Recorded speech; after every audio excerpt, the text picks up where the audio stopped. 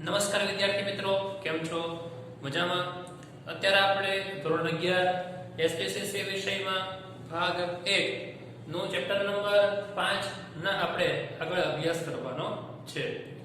તો છેલ્લા વિદ્યાર્થી મિત્રો આપણે એવું સમજી ગયા છીએ કે પૂછપરછના પત્ર શા માટે લખવાના હોય છે, પૂછપરછના પત્ર લખતી વખતે કઈ કઈ બાબતો ધ્યાનમાં રાખવાની હોય છે, અને આ પ્રકારના પૂછપરછના પત્રો જ્યારે પ્રેક્ટિકલી લખવાનું હોય છે એ સમય દરમિયાન આપણે પત્ર કેવી રીતે લખીએ છીએ એનું ફોર્મેટ અને એ ફોર્મેટમાં કેવી રીતે અને કેટલી માહિતી લખવાની હોય છે એના વિશે સંપૂર્ણ અને સારી રીતે આપણે અભ્યાસ કરી ચૂક્યા છીએ. તો હજી આપણે એક પત્ર પૂછપરછનો સમજીએ છીએ, ત્યારબાદ આપણે આ પૂછપરછ કરી છે તો એનો પ્રત્યુત્તર કેવી રીતે આપવાનો છે એના વિશે આપણે થિયરિકલ અને પછી પત્ર સમજવાના છે. તો ઓવરઓલ તમે જુઓ તો આ ચેપ્ટરમાં તમને કુલ 6 પત્ર આપેલા છે, જેમાં 3 પત્ર પૂછપરછના અને બીજા 3 પત્ર એના પ્રત્યુત્તરના. એટલે કે આપણે જે પેલો ટી ડેપો વાળો પત્ર સમજ્યા કે જેમાં જથ્થાબંધ ચાની ખરીદી માટે પૂછપરછ કરી હતી, તો હવે ગુજરાત ટી ડેપો એ તપસ્વી ટી ડેપોને ચા કેવી રીતે આપણે આપવાની છે એનો ભાવતાલ એની સંપૂર્ણ માહિતી આપતો પ્રત્યુત્તરનો પત્ર લખશે. પરંતુ હજી આપણે પ્રત્યુત્તરનો પત્ર કેવી રીતે લખવાનો છે એના વિશે આપણે સમજૂતી મેળવી નથી. તો હજી આપણને એક વખતમાં એટલું બધું ડીપમાં ન સમજાણું હોય કોઈ વિદ્યાર્થીને, એટલા માટે આપણે હવે ડાયરેક્ટ પૂછપરછનો પત્ર બીજો નમૂનો એ તમને પેજ નંબર 32 ઉપર નમૂના નંબર 3 ની સમજૂતી મેળવવાની છે. તો આ 3 નંબરનો પત્રમાં શું કહેવા માંગે છે, એના વિશે શું નોંધ છે એ આપણે સમજૂતી મેળવશું અને આના પછી આપણે પ્રત્યુત્તરમાં જવાનું છે, જેથી કરીને આપણે એકદમ સરળતાથી દરેક મુદ્દાને સમજી શકીએ એટલા માટે. તો હવે આપણે પહેલા જે સૂચના આપેલી હોય એ સૂચનાનો પહેલા વ્યવસ્થિત અભ્યાસ કરવાનો. આ સૂચનાને પહેલા જોવાની કે ભાઈ આમાં શું કહેવા માંગે છે, આપણે શેના વિશે પત્ર લખવાનો છે, પત્ર લખનાર કોણ છે, મેળવનાર કોણ છે, તો આ બધી સંપૂર્ણ માહિતી આપણે પહેલા સમજવાની. તો જો પહેલા આદર્શ નિવાસી છાત્રાલય. છાત્રાલય એટલે શું થાય? છાત્રાલય એટલે કે હોસ્ટેલ. સમજાણો? તો ભાઈ આદર્શ નિવાસી તો ભાઈ હોસ્ટેલનું નામ છે. આદર્શ નિવાસી છાત્રાલય માટે ફર્નિચરની ખરીદી કરવાની. તો આપણે પૂછપરછ શેની કરવાની છે? તો ફર્નિચરની ખરીદી માટે. તો ફર્નિચરની ખરીદી કરવાની હોય તો જય હિન્દ ફર્નિચર માર્ટ વડોદરાને. તો ભાઈ આ પત્ર કોને લખવાનો છે? તો અહીંયા આપણી પાસે માહિતી આવી ગઈ. તો જય હિન્દ ફર્નિચર માર્ટ ને પત્ર લખવાનો છે. ક્યાં આવેલું છે? તો ભાઈ વડોદરા આવેલું છે. આ આદર્શ નિવાસી છાત્રાલય ક્યાં છે? તો એની કોઈ માહિતી નથી. તો આપણે એ વડોદરાનું પણ લખી શકીએ અથવા આજુબાજુના કોઈ પણ શહેરનું પણ તમે લખી શકો છો. તો આદર્શ નિવાસી છાત્રાલય વડોદરાનું અને જય હિન્દ ફર્નિચર માર્ટ પણ વડોદરાનું. જો આપણને પ્રોપર પત્રની સૂચનામાં કોઈ એડ્રેસ આપેલું હોય તો આપણે તેમાં કોઈ ફેરફાર કરવાનો નથી. પણ જો એડ્રેસ ન આપેલું હોય તો આપણે આપણી ઈચ્છા પ્રમાણે એડ્રેસ એમાં લખી શકીએ. કારણ કે આદર્શ નિવાસી છાત્રાલય ક્યાં છે એવું કીધેલું નથી, એટલા માટે આપણે વડોદરાનું જ એડ્રેસ એમાં ચડાવીશું. તેના અંદાજિત ભાવ તથા નાણાંની ચૂકવણીની શરતો, એટલે કે અહીંયા કીધું છે કોટેશન, વિશે માહિતી મંગાવતો પત્ર લખો. તો અહીંયા પત્ર લખનાર કોણ થઈ ગયો? આદર્શ નિવાસી છાત્રાલય. જ્યારે આપણે પત્ર લખવાનો થશે ત્યારે આપણે આદર્શ નિવાસી છાત્રાલય, બરાબર, કેવું ઉપર સરનામું નામ જે છે ઉપર લખીશું, ત્યારબાદ નીચે સરનામું લખીશું અને પત્ર મેળવનાર કોણ છે? જય હિન્દ. તો જય હિન્દ જે છે એ ફર્નિચર માર્ટ નું સરનામું નીચે લખીશું. સમજાઈ ગયું અત્યારે આપણને અહીંયા? તો આ પ્રકારની માહિતી ઉપરથી આપણે ખબર પડી જશે. તો હવે વાત આવશે વિષયની. કારણ કે ઘણી વખત પત્રમાં વિષય ન આપેલો હોય તો આપણને પ્રશ્ન થાય કે મારે વિષય કેમ લખવો, કયો લખવો? તો સૂચનામાં જ જોવાનું કે ભાઈ આપણે કયો વિષય લખવાનો છે, શા માટે પત્ર લખ્યો છે, એ આપણો વિષય હોય. તો ફર્નિચરની ખરીદી કરવા માટે તો લખવાનું ફર્નિચરની ખરીદી કરવા અંગે. તો વિષય થઈ ગયો અહીંયા. અને હવે આપણે નીચે પત્રની શરૂઆત કરવાની હોય ત્યારે સૌપ્રથમ આપણને ખબર છે 3 પેરેગ્રાફ હોય. એમાં સૌમાં પહેલા પરિચય, બીજામાં મુખ્ય વાત,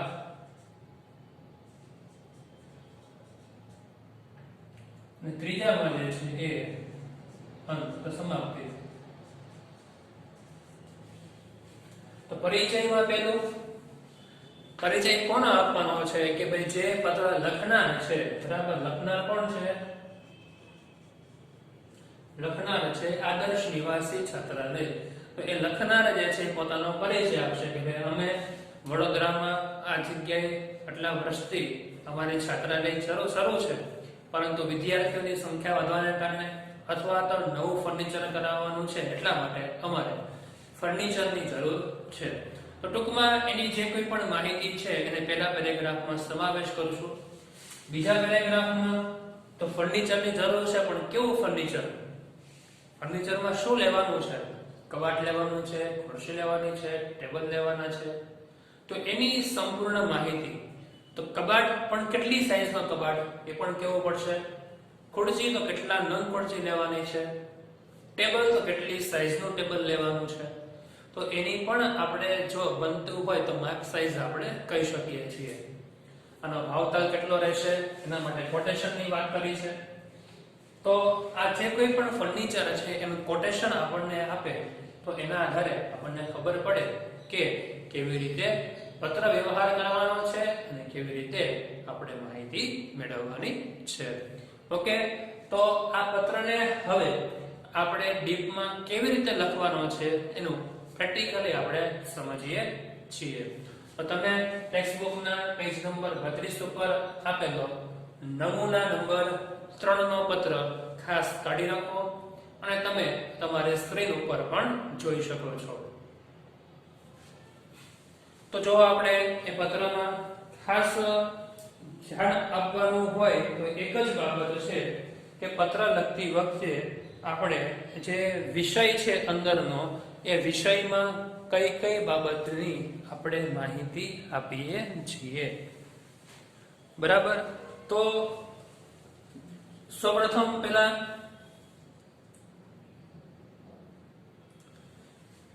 ના આદર્શ નિવાસી છાત્રાલય, સહયોગ ડેરી પાસે, મૂળ પોસ્ટ ખેરાલુ, તાલુકો ખેરાલુ, જિલ્લો મહેસાણા. તો આદર્શ નિવાસી છાત્રાલય ગ્રામ્ય વિસ્તારોમાં હોય તો ગ્રામ્ય વિસ્તારોની એમાં માહિતી આપી છે. આ મૂળ પોસ્ટ શું છે? તો આ મૂળ અને પોસ્ટ જે છે એ જ્યારે ગ્રામ્ય વિસ્તારો હોય તો ગ્રામ્ય વિસ્તારોમાં પોસ્ટ ઓફિસ હોય, બરાબર. તો અંતરિયાળ વિભાગો હોય તો ત્યાં મૂવ કરી અને પોસ્ટ કરીને આપણે લખવાનું હોય છે. તો આ થઈ ગયું. પછી આપણે સામેની બાજુ એનો મોબાઈલ નંબર લખવાનો છે. તો એનો ફોન નંબર જે કંઈ હોય એ આપણે વ્યવસ્થિત લખીશું. ત્યારબાદ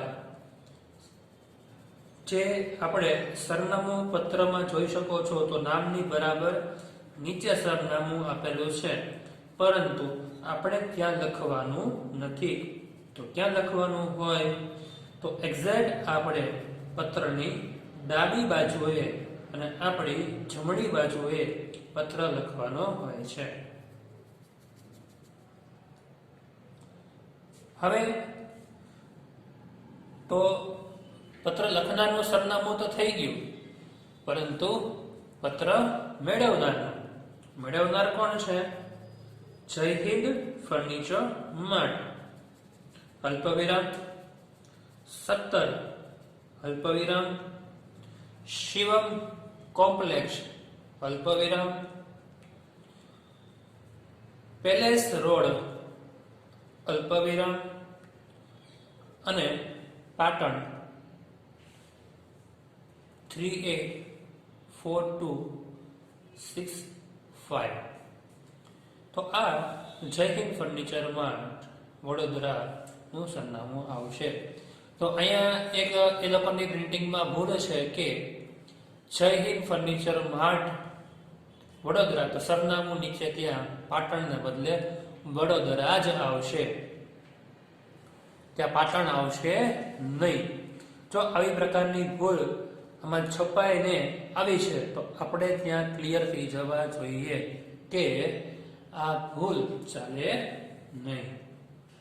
બરાબર ને? હવે વિષય, તો તમને વિષય હમણાં જ મેં સમજાવ્યું. કોને કોને યાદ છે? કોને કોને ખબર છે? તો જો વિષય શું કીધો છે આપણને અહીંયા? તો વિષય કીધો છે ફર્નિચરની ખરીદી કરવા અંગે. તો એ થયો વિષય. હવે આપણે શરૂ કરવાનો છે પહેલું પેરેગ્રાફ. સૌપ્રથમ પહેલા આપણે આપણો પરિચય કે મહેસાણા જિલ્લાના ખેરાલુ ગામમાં આવેલા વિદ્યાર્થીઓ માટેના આદર્શ નિવાસી છાત્રાલયમાં ફર્નિચરની જરૂર હોય અમે તમારી પાસેથી નીચે દર્શાવેલ મુજબ ટેબલ, ખુરશી, તિજોરી, કબાટ, પલંગ વગેરેની ખરીદી કરવા ઈચ્છીએ છીએ. તો એ પેરેગ્રાફને આધારે આપણે કઈ કઈ વસ્તુઓ ખરીદવાની છે, કેટલા પ્રમાણમાં ખરીદવાની છે એ જણાવવું પડશે. તો પત્ર લખવામાં આપણે એવું સમજી ગયા હતા કે પત્રની માહિતી સંપૂર્ણ વિગતો સાથે આપવી, જેને કારણે માહિતી મેળવનારને યોગ્ય રીતે મળી શકે એટલા માટે. બરાબર છે? તો ખાલી આપણે કહી દઈએ કે મારે ખુરશી, ટેબલ, કબાટ, પલંગ જોઈએ છે, પણ કેટલા જોઈએ છે, કેટલી સાઈઝના જોઈએ છે, તો એની ચોખવટ ન કરી હોય તો પત્ર કેવો લાગે? અધૂરો લાગે, અને ત્યાં એ વ્યક્તિની છાપ જે છે એ ખરાબ ઊભી કરશે. એટલા માટે આપણે વિસ્તારથી એને માહિતી આપવી પડશે. પેલું લાકડાની ખુરશી નંગ 1 કેટલી છે? 30 છે. લાકડાની ખુરશી નંગ 30. વાંચવા લખવા માટે લાકડાનું ટેબલ 2x4 ફૂટ નંગ 30. લોખંડના પલંગ 6x2.5 ફૂટ નંગ 30. લોખંડની તિજોરી કબાટ 6x3 ફૂટ નંગ 30. આમ આપણે વિસ્તારથી આપણે જે વસ્તુ ખરીદવાની છે એના વિશે માહિતી આપવાની હોય. હવે આપણે એ જ બીજા પેરેગ્રાફમાં વધારાની જો કોઈ માહિતી આપણે મેળવવાની છે તો એ કેવી રીતે મેળવશું? તો લખ્યું છે એમાં જુઓ, અમારા ઉપરયુક્ત ઓર્ડર માટે અમે તમારી પાસેથી વાજબી કિંમત અને ઉચ્ચ ગુણવત્તાવાળા માલ સામાનની અપેક્ષા રાખીએ છીએ. તો આપણે આ પણ લખી શકીએ કે ભાઈ તમારી પાસેથી પહેલી વખત ખરીદી કરી રહ્યા છીએ, તો તમારી પાસેથી સારી ગુણવત્તાવાળી અને વ્યાજબી કિંમતવાળી વસ્તુઓ અમારે ખરીદવી છે, તો અમારી એવી અપેક્ષા છે. નાણાંની ચૂકવણીની શરતો અંગે જણાવી ઉપરના સરનામે માલસામાન પહોંચાડવા સમાન વાહનનો ખર્ચ કોણ ભોગવશે, કેટલો ભોગવશે વગેરે વિશે સ્પષ્ટતા કરતું પત્રક ક્વોટેશન મોકલવા વિનંતી. તો જે ક્વોટેશન હોય છે એમાં સંપૂર્ણ વિગત લખેલી હોય કે માલસામાનની ભોગવણી કોણ કરશે, માલસામાનનો ખર્ચ કેટલો થશે, ગુણવત્તા કેટલી રહેશે, ડિસ્કાઉન્ટ કેટલું આપવામાં આવશે એટલે કે વળતર કેટલું આપવામાં આવશે, એની સંપૂર્ણ માહિતી આમાં આપેલી હોય છે. એટલા માટે દરેક જે નાણાંનો ઓર્ડર આપનાર વ્યક્તિઓ છે, વસ્તુનો ઓર્ડર આપનાર વ્યક્તિઓ છે, એ કોટેશન મંગાવવાનો આગ્રહ રાખતા હોય છે. તો આમ જ્યારે આપણે પત્રની સંપૂર્ણ માહિતી આપી દીધી હોય ત્યારબાદ આપણે અંતમાં કહી શકીએ છીએ કે અમે આપના ઝડપી પ્રત્યુત્તરની અપેક્ષા રાખીએ છીએ. તો આ શું છે? તો આ પત્રના અંતિમ ભાગમાં ત્રીજો પેરેગ્રાફ તરીકે લખવાની માહિતી છે. તો આપણે ઝડપી પ્રત્યુત્તરની અપેક્ષા રાખીએ છીએ કારણ કે આપણે ઝડપથી આ પ્રકારની વસ્તુનો ઉપયોગ કરવાનો છે, જરૂરી છે, અને ઝડપથી જે છે આપણે ઉપયોગ કરી શકીએ એટલા માટે એને કહેવું જરૂરી છે કે ઝડપી પ્રત્યુત્તરની અપેક્ષા. અને ત્યારબાદ નીચે આપનો આભાર, આપનો વિશ્વાસુ XYZ વ્યક્તિ અને એનો માલિક. તો આવી રીતે આપણે જ્યારે પત્ર લખીએ છીએ એ સમય દરમિયાન પત્રમાં દરેક પ્રકારની માહિતી A to Z માહિતી જે છે આપણે સરસ રીતે વ્યવસ્થિત રીતે જે છે એકદમ સમજાઈ જાય એ રીતે લખવી જરૂરી છે. તો આપણે અહીંયા સમજ્યા છીએ કે જ્યારે વસ્તુની માહિતી આપી બરાબર ત્યારે એની સંપૂર્ણ માહિતી કે અધૂરી માહિતી હોવી જોઈએ નહીં. ત્યારબાદ જે માહિતી આપીએ છીએ બરાબર એ માહિતીનું કોટેશનની માહિતી લેવાની છે કે ભાઈ કોટેશન આવી જાય તો બધી જ બાબતો જે છે એ મળી જશે. અને છેલ્લે અંતમાં જે છે આપણે કહેશું કે ઝડપી પ્રત્યુત્તર. તો આવું છેલ્લે આપણે પત્ર જ્યારે પૂરો થતો હોય ત્યારે ઝડપી પ્રત્યુત્તરની અપેક્ષા સહ એવું લખી અને પત્રનો એન્ડ જે છે આપણે કરવાનો હોય છે. તો દરેક વિદ્યાર્થી મિત્રોને આ પત્ર એકદમ સરળ છે એ સમજાઈ ગયું હશે. તો આપણે એક બાબતની ખાસ નોંધ એ પણ રાખવી જોઈએ કે જ્યારે પણ આપણે પત્ર લખીએ છીએ ત્યારે આપણા જે ટેક્સ્ટ બુક છે એને ડિપેન્ડન્ટ એની જે બેઠી માહિતી આપણને યાદ રહેશે નહીં. તો એના માટે આપણે અલગથી વિચારવાનું કે ભાઈ આના વિશે હવે આપણે અલગ રીતે કેમ લખી શકીએ, શું લખી શકીએ, શું સુધારો વધારો કરી શકીએ, જેને કારણે આપણી મૌલિકતાનો વિકાસ થશે અને આપણે ટેક્સ્ટ બુકમાં જોયા વગર કોઈ પણ વિષય આપે તો એના વિશે આપણે વિચારી શકશું અને આપણે ક્યાંય પણ જોયા વગર લખી શકવાની સરસ મજાની ટેવ પડશે. કારણ કે જેમ અગાઉ કીધું છે એવી રીતે તમને 5 માર્કમાં આ ખૂબ જ IMT પત્ર 12મા ધોરણમાં પણ પૂછાય છે અને એક નહીં પરંતુ 5 પત્ર પૂછાતા હોય છે. તો આ પત્ર એકદમ સરસ રીતે તમને સમજાઈ ગયો હશે. તો આ પત્રમાં જેટલી માહિતી આપી છે બરાબર એ દરેક માહિતી તમારે ધ્યાન રાખીને ટેક્સ્ટ બુકમાં સમજાવી રીતે ફોર્મેટ પેન્સિલથી કરીને વિષય હોય ને વિષય નીચે બરાબર અંડરલાઈન કરીને જ્યાં અલ્પવિરામ છે ત્યાં અલ્પવિરામ કરીને જગ્યા હોય ત્યાં જગ્યા છોડીને સરસ કોઈ પણ પ્રકારની છેકછાક કર્યા વગર તમારે પત્ર લખવાનો છે બરાબર. જ્યારે હું ફેરબુક મગાવું ત્યારે એ ફેરબુકમાં પત્રમાં ક્યાંય કોઈ જગ્યાએ છેકછાક હોવી જોઈએ નહીં. જો વધારે ગડબડ વાળો પત્ર લાગે આપણને કે વધારે છેકછાક થઈ લાગે છે તો એનાથી પત્તું કટ કરી નવા પેજમાં જે છે એ પત્ર લખવાની ટેવ પાડવી. કારણ કે જો એકવાર છેકછાકની ટેવ પડી જશે તો પછી એના માર્ક કપાવવાની શક્યતા વધારે છે. તો આમ પત્રમાં એક એક ઝીણી ઝીણી બાબતનું ખાસ ધ્યાન રાખવું. તો હવે આ પત્ર આપણે પૂરો કરીએ છીએ. તમને સમજાઈ ગયું હશે. Thank you very much. જય હિન્દ, જય ભારત.